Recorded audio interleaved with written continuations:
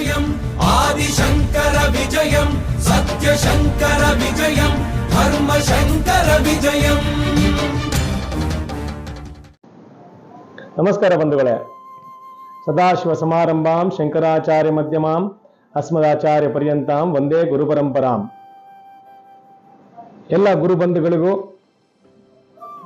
ನಾವು 2 ದಿನದಿಂದ ಏನು ವಿಡಿಯೋಗಳನ್ನು ಮಾಡಿ ತಮ್ಮ ಮುಂದೆ ಪ್ರಸ್ತುತಪಡಿಸಿದ್ದೀವಿ, ಅದಕ್ಕೆ ನೀವು ನೀಡ್ತಾ ಇರುವಂತಹ ಬೆಂಬಲಕ್ಕೆ ಅತ್ಯಂತ ಚಿರಋಣಿಯಾಗಿದ್ದೇವೆ. ಈ ದಿನ 3ನೇ ದಿನದ ಒಂದು ವಿಡಿಯೋವನ್ನು ನಾವು ತಮ್ಮ ಮುಂದೆ ಪ್ರಸ್ತುತಪಡಿಸ್ತಾ ಇದ್ದೇವೆ. ಶಂಕರ ಜಯಂತಿಯ ಪ್ರಯುಕ್ತ ಸತತವಾಗಿ 7 ದಿನ ಒಂದಿಷ್ಟು ಶಂಕರರ ವಿಚಾರಧಾರೆಯನ್ನು ನಾವು ತಮ್ಮ ಮುಂದೆ ಚರ್ಚಿಸಲು ಈ ಒಂದು ವಿಡಿಯೋ ಮೂಲಕ ತಮ್ಮ ಮುಂದೆ ಬಂದಿದ್ದೇವೆ. ನಮ್ಮ ಈ ಒಂದು ಪ್ರಯತ್ನಕ್ಕೆ ತಮ್ಮ ಸಹಕಾರ ಇರಲಿ, ಜೊತೆಗೆ ನಮ್ಮ ವಿಡಿಯೋವನ್ನು ಲೈಕ್ ಮಾಡಿ, ಶೇರ್ ಮಾಡಿ ಮತ್ತು ನಮ್ಮ ಚಾನಲನ್ನು ಸಬ್ಸ್ಕ್ರೈಬ್ ಮಾಡಿ ಅಂತ ನಮ್ಗೆ ಕೇಳ್ಕೊಳ್ತಾ ನಾವು ಈ ದಿನದ ವಿಚಾರಕ್ಕೆ ಮುಂದೆ ಹೋಗೋಣ. ನಾವು ಮೊನ್ನೆ ಸನಾತನ ಧರ್ಮದ ಬಗ್ಗೆ ಮತ್ತು ಶಂಕರಾಚಾರ್ಯರು ಈ ಭರತಖಂಡದಲ್ಲಿ ಜನಿಸುವಂತಹ ಸಮಯ, ಆ ಕಾಲಘಟ್ಟ ಯಾವ ರೀತಿ ಇತ್ತು ಅಂತ ಒಂದಿಷ್ಟು ವಿಚಾರಗಳನ್ನು ಚರ್ಚೆ ಮಾಡ್ತಾ ಇದ್ವಿ. 72 ಅವೈದಿಕ ವಾದಗಳು ಮತ್ತು ಸನಾತನ ಧರ್ಮದ ಪರಿಸ್ಥಿತಿ ಇವೆಲ್ಲವೂ ಹದಗೆಟ್ಟಿದ್ದಂಥ ಆ ಕಾಲದಲ್ಲಿ ದೇವತೆಗಳ ಒಂದು ಪ್ರಾರ್ಥನೆಯ ಮೇರೆಗೆ ಆ ಸಾಕ್ಷಾತ್ ಕೈಲಾಸ ಶಂಕರನು ಕಾಲಡಿ ಶಂಕರನಾಗಿ ಬರುವ ಪ್ರಯತ್ನದಲ್ಲಿತ್ತು ಅನ್ನುವವರೆಗೆ ನಾವು ನಿನ್ನೆ ನಮ್ಮ ವಿಡಿಯೋದಲ್ಲಿ ಚರ್ಚೆ ಮಾಡಿದ್ವಿ. ಅದೇ ಕಾಲದಲ್ಲಿ ಕೇರಳದ ಕಾಲಡಿ, ನಾವು ಪರಶುರಾಮ ಕ್ಷೇತ್ರ ಅಂತ ಕರಿತೀವಿ. ಸಾಕ್ಷಾತ್ ಪರಶುರಾಮರು ಸಮುದ್ರವನ್ನು ಹಿಮ್ಮೆಟ್ಟಿಸಿ ನಿಂತ ಕ್ಷೇತ್ರ ಪರಶುರಾಮ ಕ್ಷೇತ್ರ. ಆ ಕ್ಷೇತ್ರದಲ್ಲಿ, ಕಾಲಡಿಯ ಕ್ಷೇತ್ರದಲ್ಲಿ ಶಂಕರಾಚಾರ್ಯರು ಆರ್ಯಾಂಬ ಮತ್ತು ಶಿವಗುರು ದಂಪತಿಗಳ ಪುತ್ರರಾಗಿ ಬರ್ತಾರೆ. ಅದು ವೈಶಾಖ ಶುಕ್ಲ ಪಂಚಮಿ. ಅಂದ್ರೆ ನಾವು ಹುಟ್ಟಿದ ದಿನಾಂಕದಿಂದ ಆಚೆಗೆ ಮಾತ್ರ ಮಾತಾಡ್ತಾ ಇದೀವಿ ಅಂದ್ಕೋಬೇಡಿ. ಅದಕ್ಕೆ ಹಿಂದಿನಿಂದಲೂ ಒಂದು ಶಿವಗುರು ಅನ್ನುವ ಹೆಸರಿನಲ್ಲೇ ಹೇಳುತ್ತೆ, ಶಿವ ಸಾಕ್ಷಾತ್ ಕಾಲಡಿಯಿಂದ ಬರ್ತಾನೆ, ಅವನಿಗೆ ಗುರುವಾಗಿ ನಿಲ್ಲುವಂತಹ ತಂದೆಯನ್ನ ಆಯ್ದುಕೊಂಡಿದ್ದಾರೆ ಅಂತ. ಒಂದು ವೇದ ಪಾರಂಗತರ, ವೇದ ವಿದ್ವಾಂಸರ ವಂಶದಲ್ಲಿ ಶಂಕರರು ಜನನ ನೀಡ್ತಾರೆ. ಅವರ ತಾಯಿ ಆರ್ಯಾಂಬ, ಹೆಸರಿಗೆ ತಕ್ಕಂತೆ ಒಬ್ಬ ಸದ್ಗೃಹಿಣಿ. ಯಾವ ಗಂಡನಿಗೆ, ವೇದ ವಿದ್ವಾಂಸನಿಗೆ ಯಾವ ರೀತಿಯಾಗಿ ಇರಬೇಕು ಅನ್ನುವಂತಹ ಗೃಹಿಣಿ ಆ ಆರ್ಯಾಂಬ.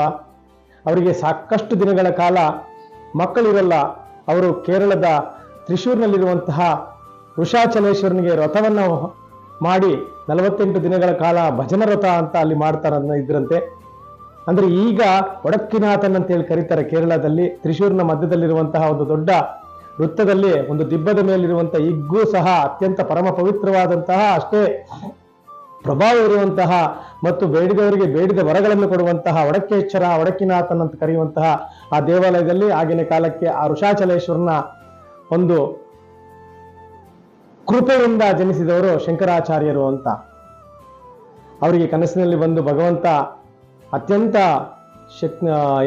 ವೇದ ಪಾರಂಗತನಾದವನು, ವಿಶ್ವವಿಖ್ಯಾತನಾಗುವವನು ಮಗನು ಬೇಕಾ, ಒಬ್ಬ ಮಗ ಬೇಕಾ, ಅಥವಾ ಬೇರೆ ಬೇರೆ ವಿಚಾರಗಳಲ್ಲಿ ಅಥವಾ ವಿಧ್ವಂಸಕರಾಗಿ ಹುಟ್ಟುವಂತಹ 100 ಮಕ್ಕಳು ಬೇಕಾ ಅಂತ ಕೇಳುವಾಗ ಯಾವುದೇ ಉತ್ತರವನ್ನು ಆ ಪರಮೇಶ್ವರನ್ ನೀಡಿದ ಇಬ್ರು ಎದ್ದು ಬರ್ತಾರೆ ಕನಸಿನಿಂದ. ಅವರ ನಂಬಿಕೆ ಏನು ಅಂತಂದ್ರೆ, ಶಿವನಿಗೆ ಗೊತ್ತು ನಮ್ಗೆ ಯಾವ ಮಗ ಕೊಡಬೇಕು ಅಂತ ಹೇಳಿ ಇಬ್ರು ಮಾತಾಡ್ಕೊಳ್ತಾರೆ. ಆ ತಾಯಿಯ ಗರ್ಭದಲ್ಲಿ ಸಾಕ್ಷಾತ್ ಕೈಲಾಸ ಶಂಕರ ಕಾಲಡಿ ಶಂಕರನಾಗಿ ವೈಶಾಖ ಶುಕ್ಲ ಪಂಚಮಿಯ ದಿನ ಅವರ ಜನನ ಆಗ್ತದೆ. ಆ ಶಂ ಕರೋತಿ ಶಂಕರ ಅಂತ ಹೇಳುವ ಹಾಗೆ ಸಂಖ್ಯಾಶಾಸ್ತ್ರದ ಪ್ರಕಾರ ವೈಶಾಖ ಮಾಸ, ಪಂಚಮಿ ಇವುಗಳನ್ನೆಲ್ಲ ಸೇರಿಸಿ ಅಕ್ಷರಗಳ ಪ್ರಕಾರ ಶಂಕರ ಅನ್ನುವಂಥ ನಾಮಧೇಯವಾಗ್ತದೆ.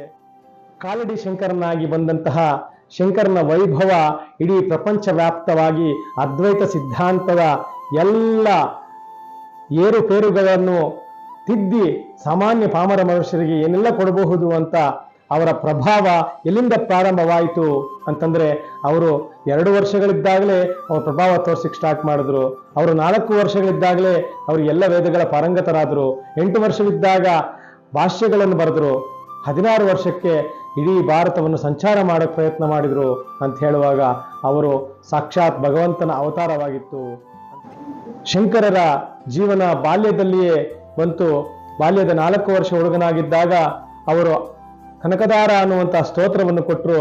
ಪಾಮರರು ಸಹ ಮಹಾಲಕ್ಷ್ಮಿಯ ಕೃಪಾ ಕಟಾಕ್ಷಕ್ಕೆ ಈಡಾಗಬಹುದಾದಂತಹ ಒಂದು ಅದ್ಭುತವಾದಂತಹ ಸ್ತೋತ್ರ. ಆ ಸ್ತೋತ್ರವನ್ನು ಕೊಟ್ಟಂತಹ ಶಂಕರರಿಗೆ ನಾವು ಯಾವ ರೀತಿಯ ಕೃತಜ್ಞತೆ ಹೇಳಬೇಕು? ಬಡ ಬ್ರಾಹ್ಮಣಿಯ ನೋವನ್ನು ಅರಿತಂತಹ ಶಂಕರರು ಅವರ ಮನೆಯ ಮುಂದೆ ಬಂಗಾರದ ನಲ್ಲಿಕಾಯಿಗಳ ವರ್ಷವನ್ನು ಸುರಿಸಿದರು. ಹೇಗೆ ಸಾಧ್ಯವಾಯಿತು? ಅದಾದ ನಂತರ ಬೇರೆ ಬೇರೆ ಅಷ್ಟಕಗಳನ್ನ, ಸ್ತೋತ್ರಗಳನ್ನ ಶಂಕರ ರಚನೆ ಮಾಡಿದ್ರು. ಅವೆಲ್ಲದರ ಬಗ್ಗೆ ಮುಂದಿನ ವಿಡಿಯೋದಲ್ಲಿ ನಾವು ಚರ್ಚೆ ಮಾಡೋಣ ಅಲ್ವಾ? ಎಲ್ಲರಿಗೂ ನಮಸ್ಕಾರ.